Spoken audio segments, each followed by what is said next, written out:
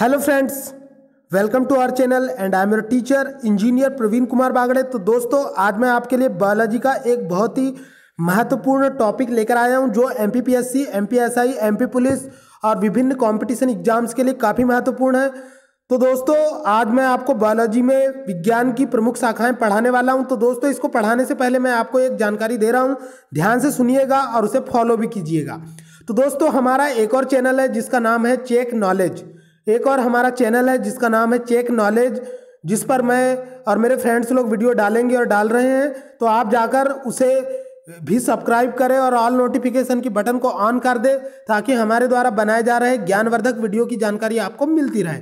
इसके अलावा दोस्तों, उस चैनल में जाकर आपको हमारे वीडियोस को देखना है, लाइक करना है, कमेंट करना है और ज़्यादा से ज़्यादा दोस्तों को शेयर करना है। और उस कोचिंग के ऑनर हैं अंकित टेम्भरे सर, जो कि काफ़ी अनुभवी शिक्षक हैं, जो आपको अच्छा मार्गदर्शन करेंगे और विभिन्न कंपटीशन एग्जाम के लिए वो आपको बहुत हेल्पफुल होगा। तो दोस्तों, अब हम आज की अपनी स्टडी स्टार्ट करते हैं, जो कांस्टेबल, एमपी पुलिस, एमपीएसआई और एमपीपीएससी, कोर्ट और सीपीसीटी की एग्जाम के लिए भी जीके जीएस में काम आएगा। और इसके अलावा बहुत सारी कंपटीशन एग्जाम्स की तैयारी और एनटीपीसी रेलवे के भी काम आएगा और एसएससी के भी काम आएगा। तो दोस्तों, यूपीएससी लेवल का ये लेक्चर मैं आपको दे रहा हूं, तो प्लीज़ इसे पूरा देखिएगा और अंत समय तक बने रहिएगा। तो स्टार्ट करते हैं आज की अपनी स्टडी। तो दोस्तों, हमारा जो एक और चैनल है चेक नॉलेज, उसकी जो लिंक है वो डिस्क्रिप्शन में हमने डाल रखी है, आप जाकर उसे फॉलो कर सकते हैं। ठीक है दोस्तों, अब हम बात करते हैं आज विज्ञान की प्रमुख शाखाओं के ऊपर। तो दोस्तों, सबसे पहले मैं आपको बता दूं कि विभिन्न कंपटीशन एग्जाम में सीधे क्वेश्चन आता है कि जीव विज्ञान की वह कौन सी शाखा है जिसमें शरीर की आंतरिक संरचना से संबंधित अध्ययन किया जाता है। तो ऐसे क्वेश्चन अगर आपको आते हैं तो उसके आंसर आपको एक वर्ड में देना होता है। तो सिंपली क्वेश्चन है, सबसे पहले मैं आपको एनाटॉमी के बारे में बताऊंगा। तो दोस्तों, एग्जाम में सीधे क्वेश्चन आएगा कि जीव विज्ञान की वह शाखा जिसमें शरीर की आंतरिक रचना से संबंधित अध्ययन किया जाता है, क्या नाम है? तो दोस्तों, उसका नाम है एनाटॉमी। मैं आपको जानकारी के लिए बता दूं कि मनुष्य के शरीर के जो आंतरिक अंग होते हैं उनकी रचना के बारे में पढ़ना ही एनाटॉमी कहलाता है। एनाटॉमी, ठीक है दोस्तों, जिसे कार्यिकी भी कहा जाता है। आगे बढ़ते हैं अब हम एंथ्रोपोलॉजी की ओर। एंथ्रोपोलॉजी क्या होता है? तो दोस्तों, मैं आपको जानकारी के लिए बता दूं कि एंथ्रोपोलॉजी जो होती है यह भी बायोलॉजी की एक शाखा होती है या विज्ञान की एक शाखा होती है। सॉरी दोस्तों, विज्ञान की एक शाखा होती है एंथ्रोपोलॉजी। यह विज्ञान की वह शाखा होती है जिसमें मानव के विकास, रीति रिवाज, इतिहास, परंपरा से संबंधित विषयों का अध्ययन किया जाता है। यानी दोस्तों, एंथ्रोपोलॉजी विज्ञान की वह शाखा होती है जिसमें मनुष्य के क्रमिक विकास, रीति रिवाज, इतिहास, परंपराओं से संबंधित विषयों का अध्ययन किया जाता है।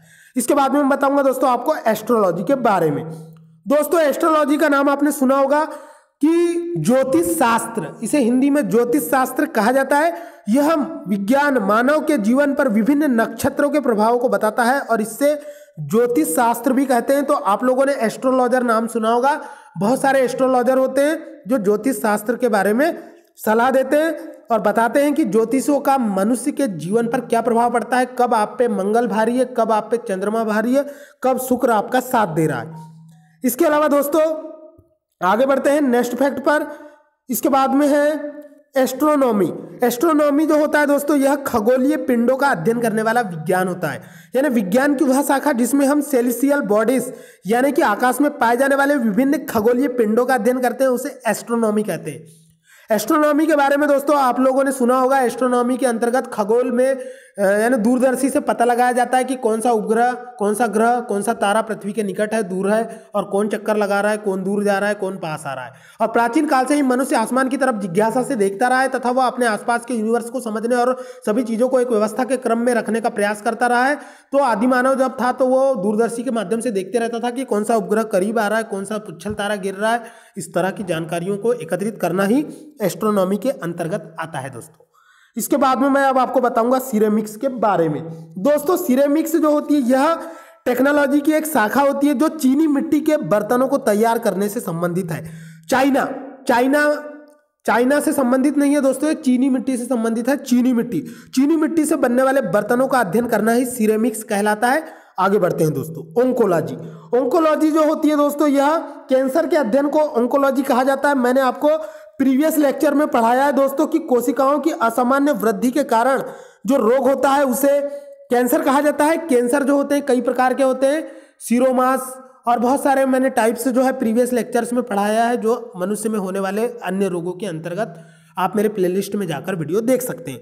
ओंकोलॉजी के अंतर्गत दोस्तों कैंसर का अध्ययन किया जाता है और कैंसर का जो इलाज है दोस्तों, कैंसर का जो इलाज है वह उसे करने के लिए जिस विज्ञान की शाखा का अध्ययन किया जाता है उसे जो है दोस्तों तो दोस्तों कैंसर के इलाज को कीमोथेरेपी के अंतर्गत किया जाता है। तो ये बहुत ही इंपॉर्टेंट है दोस्तों। कैंसर वर्तमान समय में बहुत ही खतरनाक बीमारी है। कैंसर के अध्ययन को ओंकोलॉजी के अंतर्गत पढ़ा जाता है। कैंसर जो होता है कोशिकाओं की असामान्य वृद्धि होता है और कैंसर जो होता है दोस्तों कई प्रकार का होता है। ब्रोंकियाटिक कैंसर भी होता है, ब्रेस्ट कैंसर भी होता है, ब्लड कैंसर भी होता है, बहुत सारे टाइप के कैंसर होते हैं। इसके बाद में बताऊंगा दोस्तों आपको यूजेनिक्स के बारे में। तो दोस्तों आनुवांशिक घटकों में फेरबदल के कारण मनुष्यों में होने वाले परिवर्तन को यूजेनिक्स के अंतर्गत पढ़ा जाता है। यानी कि आनुवांशिक घटक आरएनए डीएनए में होने वाले विभिन्न परिवर्तनों के कारण मनुष्य में होने वाले रोगों के अध्ययन के लिए यूजेनिक्स साइंस की शाखा का अध्ययन किया जाता है। इसके बाद में मैं अब आपको एपिडेमियोलॉजी के बारे में बताऊंगा। तो दोस्तों अभी समय में कोरोना एपिडेमी ने कोहराम मचा कर रखा था और एपिडेमी का मतलब ही होता है महामारी। तो महामारियों से संबंधित सारी बीमारियों के बारे में एपिडेमियोलॉजी के अंतर्गत अध्ययन किया जाता है दोस्तों। कोरोना एपिडेमिक, अभी एपिडेमिक सेशन के अंतर्गत चिकित्सा विभाग में बहुत सारे डॉक्टरों का संविदा आधार पर भर्ती की गई थी। तो ये जो है एपिडेमिक काल चल रहा है दोस्तों। तो एपिडेमियोलॉजी के अंतर्गत महामारियों का अध्ययन किया जाता है। आगे बढ़ते हैं दोस्तों। इसके बाद में मैं आपको एरेनियोलॉजी के बारे में बताऊंगा। तो एरेनियोलॉजी जो होती है दोस्तों यह विज्ञान की वह शाखा होती है जिसमें मकड़ों का अध्ययन किया जाता है। मतलब कि the study about the spiders, जिसमें हम स्पाइडरमैन के बारे में पढ़ते हैं, स्पाइडर्स के बारे में पढ़ते हैं, वो एरेनियोलॉजी के अंतर्गत पढ़ते हैं दोस्तों। इसे मकड़ों का अध्ययन कहा जाता है। इसके बाद में मैं अब आपको कीमोथेरेपी के बारे में बताऊंगा। कीमोथेरेपी जो होती है दोस्तों ये कैंसर के इलाज में उपयोगी होती है। यह चिकित्सा विज्ञान यानी कि यह दोस्तों मेडिकल साइंस की एक शाखा है जिसमें रासायनिक यौगिकों से उपचार किया जाता है। इसके बाद में बहुत ही इंपॉर्टेंट है दोस्तों कॉस्मोलॉजी। कॉस्मोलॉजी जो होती है दोस्तों यह समस्त ब्रह्मांड का अध्ययन करने वाली एक विज्ञान की शाखा है। यानी कि the branch of science in which we have study about the whole galaxy, जिसके अंतर्गत हम ब्रह्मांड के समस्त जीवों, ग्रहों, उपग्रहों और जीवन की संभावनाओं का अध्ययन करते हैं। कॉस्मोलॉजी कहलाता है दोस्तों। कॉस्मस का पहले टॉर्च आता था, आप लोगों ने नाम सुना होगा। कॉस्मस का मतलब ही होता है ब्रह्मांड से संबंधित, ब्रह्मांडिकी होता है दोस्तों। इसके बाद में अब मैं आपको क्रायोजेनिक्स के बारे में बताऊंगा दोस्तों। क्रायोजेनिक इंजन के बारे में मैंने आपको जो है साइंस और टेक्नोलॉजी के प्लेलिस्ट में पढ़ाया है।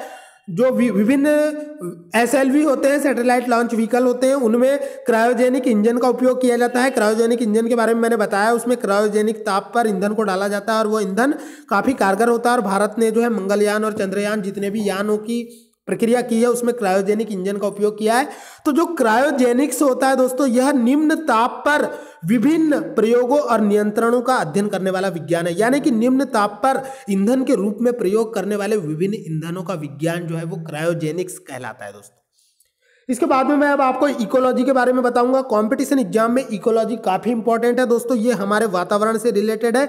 यह विज्ञान की वह शाखा है जिसमें वनस्पतियों तथा प्राणियों के पर्यावरण व प्रकृति से इंटर रिलेटेड रिलेशंस का अध्ययन किया जाता है दोस्तों। तो इकोलॉजी विज्ञान की वह शाखा है जो मनुष्य का प्रकृति से और प्रकृति का मनुष्य से संबंधों का अध्ययन किया जाता है दोस्तों। इसके बाद में मैं अब एंटोमोलॉजी के बारे में बताऊंगा दोस्तों। एंटोमोलॉजी जो होता है यह जंतु विज्ञान की वह शाखा होती है जिसमें कीट पतंगों का व्यापक अध्ययन किया जाता है। तो मच्छरों का अध्ययन और कॉकरोच का अध्ययन जो है ये एंटोमोलॉजी के अंतर्गत किया जाता है। इसके बाद में अब मैं बताऊंगा दोस्तों आपको एपिडेमियोलॉजी के बारे में। तो अभी मैंने बताया दोस्तों एपिडेमियोलॉजी जो होता है यह चिकित्सा विज्ञान की वह शाखा होती है जिसमें महामारी और उनके उपचार से संबंधित अध्ययन किया जाता है। अब इसके बाद में मैं अब आपको एक्स बायोलॉजी के बारे में बताऊंगा दोस्तों। एक्स का मतलब होता है बाहरी और बायोलॉजी का मतलब होता है जीव विज्ञान। तो पृथ्वी को छोड़कर आपको पता है दोस्तों कि पृथ्वी के अलावा पृथ्वी के अलावा हमारी आकाशगंगा में कहीं भी जीवन संभव नहीं है। अगर जीवन संभव होता तो अभी तक के वहाँ के एलियन हमारे पृथ्वी पर आ चुके होते। तो दोस्तों एक्स बायोलॉजी के अंतर्गत हमारे पृथ्वी को छोड़कर अन्य ग्रह व उपग्रहों पर जीवन की संभावनाओं का अध्ययन किया जाता है। यानी कि इसमें दोस्तों अन्य ग्रहों पर जीवन की संभावनाओं का अध्ययन किया जाता है। इसके अलावा दोस्तों अब मैं आपको जियोलॉजी के बारे में बताऊंगा।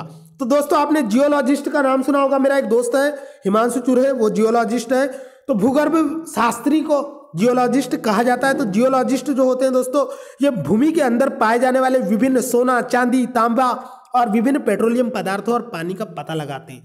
तो दोस्तों जियोलॉजिस्ट जो होता है वो भूगर्भ से संबंधित अध्ययन करता है। और जियोलॉजी जो होती है दोस्तों, यह साइंस की वह शाखा होती है जिसमें भूगर्भ संबंधी अध्ययन, उसकी बनावट, संरचना आदि का अध्ययन किया जाता है।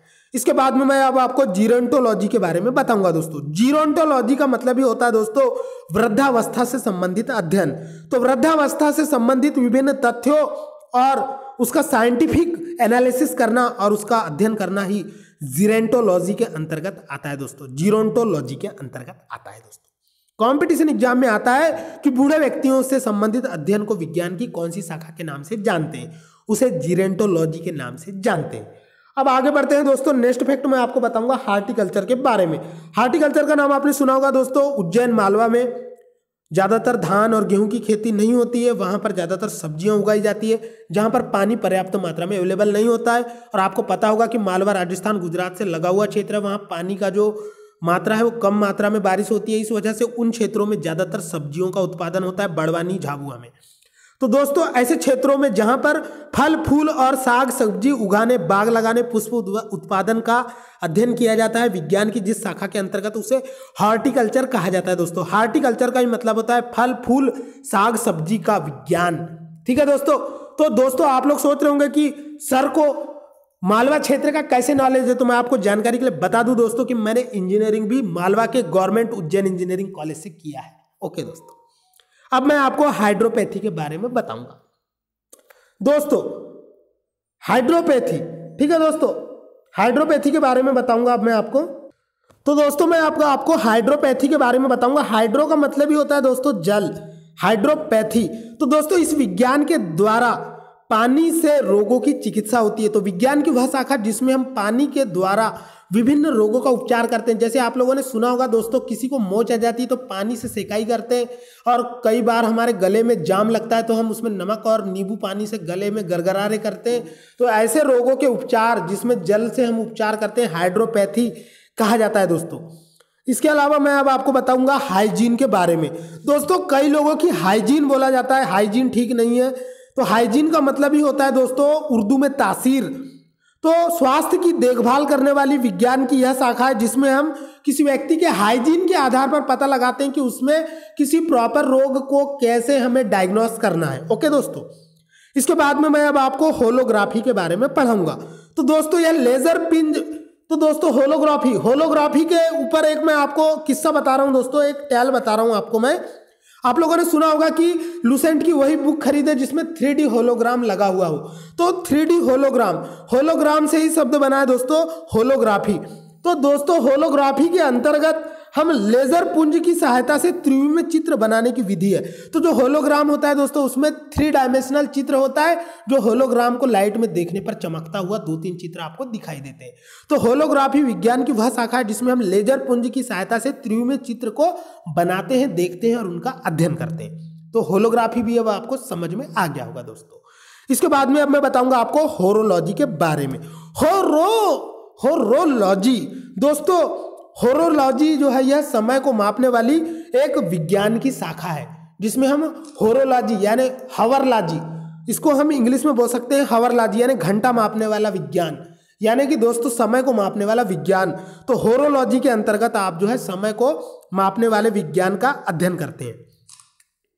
इसके अलावा दोस्तों अब मैं बताऊंगा आपको मैमोग्राफी के बारे में।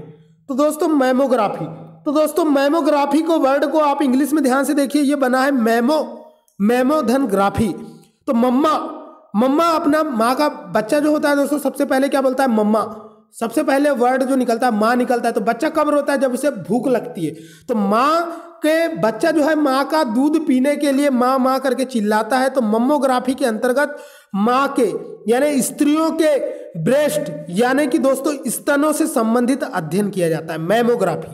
तो मम्मियों के यानी स्त्रियों में पाए जाने वाले ब्रेस्ट कैंसर की जांच करने वाले विज्ञान की शाखा को मैमोग्राफी कहा जाता है। दोस्तों स्त्रियों में पाए जाने वाले ब्रेस्ट यानी कि स्तन कैंसर की जांच करने वाले मेडिकल साइंस की शाखा को मम्मोग्राफी या मैमोग्राफी कहा जाता है। दोस्तों इसके बाद में अब मैं आपको मीट्रियोलॉजी के बारे में बताऊंगा।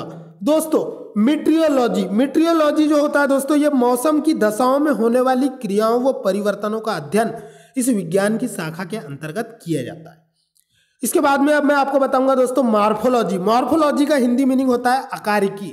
तो दोस्तों मॉर्फोलॉजी जो होता है यह पृथ्वी पर पाए जाने वाले प्राणियों और पौधों की संरचना, रूप, प्रकार आदि का अध्ययन किया जाता है। तो अगर हम किसी चीज की मॉर्फोलॉजी की बात करें तो उसकी चेहरे की बनावट कैसी है, आंखों का रंग कैसा है, बालों का रंग कैसा है, गालों का रंग कैसा है, उसे हम किसी व्यक्ति की मॉर्फोलॉजी बोलते हैं। वैसे ही पृथ्वी पर पाए जाने वाले समस्त जीवों वनस्पति की मॉर्फोलॉजी के अंतर्गत पृथ्वी पर पाए जाने वाले समस्त जीवों वनस्पति की शारीरिक संरचना और बाहरी बनावट का अध्ययन किया जाता है। रूप, आकार, रंग, प्रकार, संरचना का अध्ययन किया जाता है।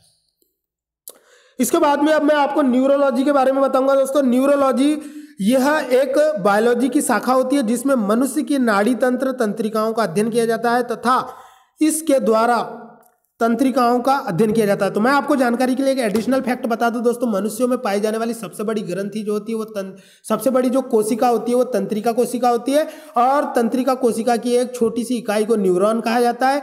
और न्यूरोलॉजी के अंतर्गत हम मस्तिष्क विज्ञान का अध्ययन करते हैं, और हमारे कंप्यूटर में कंट्रोल यूनिट को उसका नर्वस सिस्टम कहा जाता है, सीपीयू का नर्वस सिस्टम कहा जाता है। मैंने पूरी कंप्यूटर की प्लेलिस्ट में पढ़ा दिया है। आप मेरे परीक्षा मंथन के प्लेलिस्ट में जाकर आप मेरे सारे वीडियो देख सकते हैं। इसके बाद में मैं अब आपको बता दूं दोस्तों, न्यूरोलॉजी विज्ञान की वह शाखा होती है जिसमें तंत्रिका तंत्र और नाड़ियों के माध्यम से विभिन्न रोगों का उपचार किया जाता है। आगे बढ़ते हैं, अब मैं आपको ओडोंटोलॉजी के बारे में बताऊंगा। दोस्तों ओडोंटोलॉजी जो होती है, तो दोस्तों ओडोंटोलॉजी जो होती है यह विज्ञान की वह शाखा होती है जिसमें हम दांतों का अध्ययन करते हैं। तो दांत जो होते हैं दोस्तों ये हमारे शरीर में यानी मुंह में 12 की संख्या में पाए जाते हैं। 28 दांत जो है हमारे पौढ़ावस्था तक उग जाते हैं, और 4 दांत जो होते हैं जो अकल की दाढ़ के साथ उगते हैं 25 से 28 साल की उम्र में उगते हैं। इसके अलावा दोस्तों दांत जो होते हैं उन्हें टूथ कहा जाता है, इंग्लिश में उन्हें टीथ कहा जाता है। तो दांत जो होते हैं दोस्तों वो हमारे शरीर का महत्वपूर्ण अंग होते हैं, हमारी सुंदरता को बढ़ाते हैं। तो दांतों के अध्ययन को ओडोंटोलॉजी कहा जाता है, और दांतों के उपचार करने वालों को डेंटिस्ट कहा जाता है। तो दोस्तों अभी इंस्टाग्राम पे एक वीडियो चल रहा है, मां का भरोसा और डेंटिस्ट का सुझाव नंबर 1 ब्रांड कोलगेट। तो आपको मां का भरोसा रखना है। ओडोंटोलॉजी के अंतर्गत दांतों का अध्ययन किया जाता है। ओके दोस्तों, ये इंस्टाग्राम पे बहुत वायरल हो रहा है। आगे बढ़ते हैं।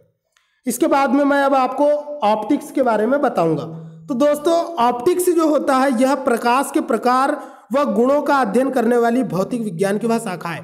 तो दोस्तों ऑप्टिकल की दुकान देखा होगा आपने, जहां चश्मे मिलते हैं, धूप के चश्मे, नजर के चश्मे, आंख के चश्मे, रात के चश्मे, दिन के चश्मे, उजाले के चश्मे, अंधेरे के चश्मे, मोबाइल के चश्मे, कंप्यूटर के चश्मे। तो दोस्तों ऑप्टिक्स प्रकाश की प्रकृति, ऑप्टिक्स जो होती है दोस्तों यह प्रकाश की प्रकृति और उसके गुणों के अध्ययन से संबंधित विज्ञान है। ज्यामिति प्रकाशिकी में प्रकाश के परावर्तन तथा अपवर्तन का अध्ययन होता है, जिसका सीधा संबंध हमारी आंखों से होता है। अतः ज्यामितीय प्रकाशिकी को स्थूल प्रकाशिकी या मैक्रो ऑप्टिक्स भी कहते हैं। तो दोस्तों ऑप्टिक्स के अंतर्गत हम प्रकाश का अध्ययन करते हैं, और यह फिजिक्स का एक पार्ट है। इसके बाद में मैं अब आपको ऑर्निथियोलॉजी के बारे में बताऊंगा। तो दोस्तों ऑर्निथियोलॉजी जो होती है यह विज्ञान की वह शाखा होती है। आप लोगों ने दोस्तों मूवी देखा होगा, अभी जो अक्षय कुमार की मूवी आई थी रोबोट 2.0, उसमें ऑर्निथियोलॉजी के बारे में बताया गया है। वहां पर जो नायक थे अक्षय कुमार, जो खलनायक थे वो एक साइंटिस्ट थे ऑर्निथोलॉजी के। तो ऑर्निथोलॉजी के अंतर्गत दोस्तों पक्षियों का अध्ययन किया जाता है। और मैं आपको जानकारी के लिए बता दूं कि 4G और 3G का जमाना चल रहा है, और जो 4G और 3G सेलफोन की जो तरंगे हैं वो पक्षियों और जीवों को बहुत ही ज़्यादा हार्मफुल अफेक्ट करती है। तो उनके पक्षियों के अध्ययन को हम ऑर्निथोलॉजी के अंतर्गत पढ़ते हैं। और सलीम अली नाम सुना होगा दोस्तों आपने सलीम अली का, विश्व प्रसिद्ध भारतीय पक्षी विज्ञानी एवं प्रकृतिविद। इनका जन्म जो है जो 12 नवंबर को हुआ था। तो दोस्तों इन्हीं के ऊपर बनी थी रोबोट 2.0, यानी इन्हीं के ऊपर आधारित है। तो पक्षियों से संबंधित अध्ययन करने वाली विज्ञान की शाखा को ऑर्निथोलॉजी कहा जाता है। आगे बढ़ते हैं दोस्तों, हमारा वीडियो आधा कंप्लीट हुआ है, अभी बीच में छोड़ के आपको भागना नहीं है, पूरा देखिए और लुत्फ उठाइए। इसके बाद में देखिए दोस्तों ऑस्टियोलॉजी। ऑस्टियोलॉजी जो होती है दोस्तों, यह विज्ञान की, प्राणी विज्ञान यानी जूलॉजी की वह शाखा होती है जिसमें हड्डियों का अध्ययन किया जाता है। तो बायोलॉजी या जूलॉजी की वह शाखा जिसके अंतर्गत हड्डियों का अध्ययन किया जाता है ऑस्टियोलॉजी कहलाती है दोस्तों। इसके बाद में मैं आपको बताऊंगा पोमोलॉजी के बारे में। तो दोस्तों पोमोलॉजी जो होती है यह, इसके अंतर्गत फलों का अध्ययन किया जाता है, यानी विज्ञान की वह शाखा जिसके अंतर्गत फलों का अध्ययन किया जाता है पोमोलॉजी कहलाती है। इसके बाद में मैं बताऊंगा दोस्तों आपको सिस्मोलॉजी के बारे में। Seismology is obviously A branch of physics और साइंस। यह भी एक विज्ञान की या फिजिक्स की शाखा होती है जिसके अंतर्गत भूकंपों का अध्ययन किया जाता है। और मैं आपको जानकारी के लिए बता दूं दोस्तों कि रिएक्टर पैमाने पर भूकंप की तीव्रता को मापने के लिए सिस्मोग्राफ यंत्र का उपयोग किया जाता है, और सिस्मोग्राफ के माध्यम से ही सिस्मोलॉजी वर्ड बना है। और सिस्मोलॉजी विज्ञान की वह शाखा है जिसमें भूकंपों का अध्ययन किया जाता है। इसके बाद में मैं अब आपको एरोनॉटिक्स के बारे में बताऊंगा। दोस्तों aeronautics is the also branch of science in which we have study about the aeroplanes and jet वायुयान। यानी कि दोस्तों विज्ञान की वह शाखा जिसके अंतर्गत वायुयान संबंधित तथ्यों का अध्ययन किया जाता है एरोनॉटिक्स कहलाती है। तो हमारे देश के 11वें राष्ट्रपति जो 2002 में बने थे, पूजनीय डॉक्टर एपीजे अब्दुल कलाम जी, जनाब एपीजे अब्दुल कलाम जी जो हमारे देश के 11वें राष्ट्रपति बने थे, उन्होंने एरोनॉटिक्स इंजीनियरिंग में ही मद्रास के एमआईटी कॉलेज से इंजीनियरिंग किया था एरोनॉटिक्स में, और एमआईटी कॉलेज यानी मद्रास इंस्टीट्यूट ऑफ टेक्नोलॉजी से। तो दोस्तों एरोनॉटिक्स से ही उन्होंने इंजीनियरिंग किया था, और भारत के पहले प्रक्षेपण यान SLV-3 सैटेलाइट लॉन्च व्हीकल 3 की डिजाइन किया था, और भारत का रॉकेट प्रक्षेपण के क्षेत्र में परचम लहराया था। तो दोस्तों ये एरोनॉटिक्स जो होती है यह विज्ञान की वह शाखा होती है जिसके अंतर्गत वायुयान और विभिन्न सैटेलाइट लॉन्चिंग व्हीकल के बारे में अध्ययन किया जाता है। अब आप समझ गए होंगे। आगे बढ़ते हैं दोस्तों। इसके बाद में अब मैं आपको एस्थेटिक्स के बारे में बताऊंगा। तो एस्थेटिक्स जो होती है दोस्तों, यह शाखा जो होती है यह सौंदर्य से संबंधित शाखा होती है। इस शाखा के अंतर्गत सौंदर्य यानी कि ललित कला का अध्ययन किया जाता है। एस्थेटिक्स के अंतर्गत जैसे कि ताजमहल की बनावट से संबंधित अध्ययनों को किया जाता है। इसके बाद में मैं अब आपको एग्रोइस्टोलॉजी के बारे में बताऊंगा। तो दोस्तों एग्रोइस्टोलॉजी जो होती है यह भी विज्ञान की एक शाखा होती है जिसमें घासों से संबंधित अध्ययन किया जाता है। इसके बाद में मैं अब आपको अबोरिकल्चर के बारे में बताऊंगा। तो दोस्तों अबोरिकल्चर जो होता है यह वृक्ष उत्पादन संबंधी विज्ञान की शाखा है। इसके बाद में मैं अब आपको आर्कियोबायोलॉजी के बारे में बताऊंगा। तो दोस्तों आर्कियोबायोलॉजी जो होती है यह पुरातत्व संबंधी विज्ञान की शाखा है। तो हमारे देश में दयाराम साहनी और बहुत सारे ऐसे लोग हैं जिन्होंने हड़प्पा सभ्यता की खुदाई की थी। तो ये सभी आर्कियोलॉजिस्ट कहलाते हैं जिन्होंने भूमि की खुदाई करके विभिन्न प्रकार के अवशेष निकाले और उनका अध्ययन किया। इसके बाद में अब मैं आपको एस्ट्रोफिजिक्स के बारे में बताऊंगा। तो एस्ट्रोफिजिक्स जो होती है दोस्तों यह भौतिक विज्ञान की एक ऐसी शाखा होती है जिसमें खगोल विज्ञान या खगोलीय पिंडों की सहायता से खगोलीय फिजिक्स का अध्ययन किया जाता है। इसके बाद में मैं अब आपको कैलीस्थेनिक्स के बारे में बताऊंगा। तो दोस्तों कैलीस्थेनिक्स जो होती है यह भी विज्ञान की एक शाखा होती है। इस शाखा के अंतर्गत शारीरिक सौंदर्य एवं शक्तिवर्धक व्यायामों की विधियों और संबंधित ज्ञान का अध्ययन किया जाता है। तो शक्तिवर्धक और शारीरिक सौंदर्य से संबंधित जो विज्ञान होता है उसे कैलीस्थेनिक्स कहा जाता है। इसके बाद में अब मैं आपको कॉन्कोलॉजी के बारे में बताऊंगा। दोस्तों कॉन्कोलॉजी यह विज्ञान की एक शाखा होती है जिसमें हम मोलस्क समूह के विभिन्न जीवों का अध्ययन करते हैं, जैसे कि शंख होता है, सीपी होती है, और मोतियों के जो सीपी होते हैं उनका अध्ययन किया जाता है कॉस्मोगोनी के अंतर्गत। Cosmogony is the also a branch of conchology एक विज्ञान की एक ऐसी शाखा होती है जिसमें हम मोलस्क जीवों का अध्ययन करते हैं। इसके बाद में मैं अब आपको कॉस्मोगोनी के बारे में बताऊंगा। कॉस्मोगोनी जो होती है दोस्तों यह विज्ञान की एक ऐसी शाखा होती है जिसमें हम ब्रह्मांडोत्पत्ति के सिद्धांतों का अध्ययन करते हैं। इसके बाद में मैं बताऊंगा दोस्तों आपको कॉस्मोग्राफी के बारे में। कॉस्मो का मतलब ये होता है दोस्तों ब्रह्मांड, तो ब्रह्मांड की विश्व रचना संबंधी ज्ञान का अध्ययन जो है वो कॉस्मोग्राफी यानी कि उसके बाह्यतम स्थलीय संरचना का अध्ययन जो किया जाता है वो कॉस्मोग्राफी के अंतर्गत किया जाता है। जैसे ज्योग्राफी के अंतर्गत भूगोल का अध्ययन किया जाता है, वैसे ही दूसरे ग्रहों के भूगोल का अध्ययन जो है वो कॉस्मोग्राफी के अंतर्गत किया जाता है। इसके बाद में अब मैं आपको क्रिप्टोग्राफी के बारे में बताऊंगा। दोस्तों cryptography is also a technique in which we have study about the encryption techniques in computer science. दोस्तों क्रिप्टोग्राफी जो होती है यह संदेशों को गुप्त रूप से भेजने की एक विधि होती है, जिसमें हम अपने द्वारा भेजे गए संदेश को अपने गुप्त कोड में या गुण लेखन में या स्टेनो की भाषा में लिख करके किसी व्यक्ति को दे सकते हैं और वही व्यक्ति समझता है जो उस स्टेनोग्राफी को जानता है। तो दोस्तों क्रिप्टोग्राफी जो होती है विज्ञान की या गुण लेखन या बीज लेखन की एक शाखा होती है, जिसमें हम अपने रहस्यमय लेखन को दूसरे व्यक्ति तक भेज सकते हैं। इसके और दोस्तों हम लोग जो व्हाट्सएप इंक्रिप्शन करते हैं, व्हाट्सएप मैसेजिंग का जो फीचर यूज करते हैं, यह क्रिप्टोग्राफी पर यह आधारित होता है। इसे कोई दूसरा व्यक्ति रिसीव करके डिक्रिप्ट नहीं कर सकता। तो दोस्तों मैंने कंप्यूटर साइंस में कंप्यूटर सिक्योरिटी का भी लेक्चर पढ़ाया है, आप मेरे प्लेलिस्ट में जाकर देख सकते हैं। इसके बाद में मैं अब आपको एपिग्राफी के बारे में बताऊंगा। दोस्तों एपिग्राफी जो होती है यह विज्ञान की एक ऐसी शाखा होती है जिसके अंतर्गत हम शिलालेख संबंधी अध्ययन करते हैं। तो आप लोगों ने अशोक के शिलालेख पढ़ा होगा दोस्तों। तो अशोक के शिलालेख जो है एरण का अभिलेख और विजय तोरण का अभिलेख, बहुत सारे अभिलेख हैं उनके ब्राह्मी मुखी में लिखे हुए हैं और ब्राह्मी लिपि में और बहुत सारी भाषाओं में लिखे हुए हैं। तो दोस्तों जब भी सम्राट अशोक को युद्ध जीतते थे तो वो एक शिलालेख पर लिखवाते थे और उन्होंने बुद्ध के उपदेशों के भी बहुत से शिलालेख रखे हैं यूपी में। आगे बढ़ते हैं दोस्तों। इसके बाद में मैं अब आपको एथनोग्राफी के बारे में बताऊंगा। Ethnography is also a branch of human species in which study about human species. तो दोस्तों एथनोग्राफी जो होती है यह विज्ञान की वह शाखा होती है जिसमें हम सिर्फ और सिर्फ मानव जाति का अध्ययन करते हैं एथनोग्राफी के अंतर्गत। इसके बाद में मैं अब आपको इथोलॉजी के बारे में बताऊंगा।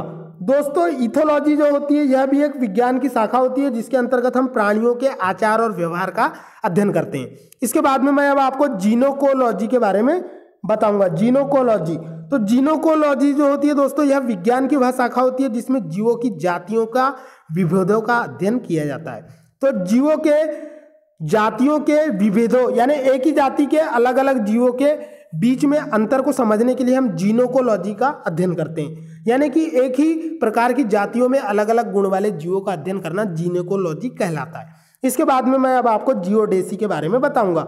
तो जियोडेसी जो होती है दोस्तों इस शाखा के अंतर्गत भूगणित ज्ञान का अध्ययन किया जाता है। इसके बाद में मैं अब आपको जियो मेडिसिन के बारे में बताऊंगा। तो जियो मेडिसिन जो होता है दोस्तों यह औषधि विज्ञान की वह शाखा होती है जो जलवायु और वातावरण का स्वास्थ्य पर प्रभाव और उसका निपटान बताती है दोस्तों। यानी कि भूगर्भीय वातावरण व जलवायु व वातावरण का प्रभाव वह विज्ञान की वह शाखा, औषधि विज्ञान की वह शाखा जिसमें जलवायु और वातावरण के प्रभाव का अध्ययन किया जाता है उसे जियो मेडिसिन कहा जाता है। इसके बाद में मैं अब आपको हीलियोथेरेपी के बारे में बताऊंगा। तो दोस्तों आपको मैं जानकारी के लिए बता दूं कि सूर्य में ऊर्जा का स्रोत हीलियम और हाइड्रोजन है। तो हीलियोथेरेपी यानी सूर्य के प्रभाव से चिकित्सा करने की प्रक्रिया को हीलियोथेरेपी कहा जाता है और सूर्य पे सबसे ज्यादा हाइड्रोजन और हीलियम पाई जाती है जिसके नाभिकीय संलयन के कारण अपार ऊर्जा पैदा होती है। आगे बढ़ते हैं दोस्तों। अब मैं आपको हाइड्रोपोनिक्स के बारे में बताऊंगा। तो दोस्तों मृदा रहित संवर्धन को हाइड्रोपोनिक्स कहा जाता है। यह पादप संवर्धन की एक ऐसी विधि होती है जिसमें हम जल में ही विभिन्न खनिज पदार्थों को डाल देते हैं और बिना मिट्टी के पादपों का संवर्धन करते हैं। यह आप बायोलॉजी की बुक में देख सकते हैं 12th में। आगे बढ़ते हैं दोस्तों। इसके बाद में मैं अब आपको हाइड्रोस्टैटिक्स के बारे में पढ़ाऊंगा। हाइड्रोस्टैटिक्स जो होती है दोस्तों यह विज्ञान की एक शाखा होती है जिसके अंतर्गत हम द्रव स्थैतिक का अध्ययन करते हैं। इसके बाद में मैं अब आपको लेक्सिकोग्राफी के बारे में बताऊंगा। तो दोस्तों यह शब्दकोश संकलन व लिखने की कला है। तो लेक्सिकोग्राफी का उपयोग जो है डिक्शनरी क्रिएटर लोग करते हैं। आगे बढ़ते हैं दोस्तों। न्यूमेरोलॉजी जो होती है दोस्तों यह विज्ञान की एक शाखा होती है जिसमें हम नंबर्स का अध्ययन करते हैं यानी अंकों के अध्ययन की विज्ञान की शाखा को न्यूमेरोलॉजी कहते हैं दोस्तों। इसके बाद में अब मैं आपको न्यूमेस्मेटिक्स बताऊंगा। तो न्यूमेस्मेटिक्स जो होती है दोस्तों ये इतिहास की एक शाखा होती है जिसके अंतर्गत हम विज्ञान की भी शाखा बोल सकते हैं और इतिहास की भी शाखा बोल सकते हैं। तो न्यूमिस्मेटिक्स शाखा के अंतर्गत हम पुराने सिक्कों का अध्ययन किया जाता है। और मैं आपको दोस्तों जानकारी के लिए बता दूं कि भारत में पहले जो सिक्के चलाया था वो कुषाण वंश ने चलवाया था। आगे बढ़ते हैं दोस्तों। इसके बाद में मैं फाइकोलॉजी बताऊंगा दोस्तों। फाइकोलॉजी जो है शैवालों के अध्ययन को फाइकोलॉजी कहा जाता है। यह विज्ञान की यानी कि बॉटनी की शाखा है। इसके अलावा दोस्तों सेलिनोलॉजी, सेलिनोलॉजी जो होती है यह विज्ञान की एक शाखा होती है जिसके अंतर्गत चंद्रमा के मूल रूप और चंद्रमा के रूपों में परिवर्तन और गति के वर्णनों का अध्ययन किया जाता है। और भारत में सारे त्यौहार चंद्रमा के ऊपर मनाए जाते हैं। करवा चौथ से लेके ईद से लेके दिवाली से लेके होली से लेके रक्षाबंधन। और भगवान बुद्ध का जन्म, महावीर का जन्म और जितने भी महापुरुषों के जन्म हुए हैं वो सभी चंद्रमा के आधार पर हुए हैं, आप लोग जानते हैं दोस्तों।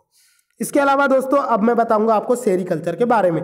तो रेशम उत्पादन और रेशम के कीड़े के पालन से संबंधित साइंस का अध्ययन जो है वो सेरीकल्चर के अंतर्गत किया जाता है। ये एग्जाम के लिए मोस्ट इंपॉर्टेंट है दोस्तों। बहुत बार ये क्वेश्चन पूछा गया है, आउट ऑफ 100 बार। आगे बढ़ते हैं दोस्तों। इसके बाद में मैं अब आपको टेलीपैथी के बारे में बताऊंगा। तो टेलीपैथी का एक किस्सा बताता हूं दोस्तों।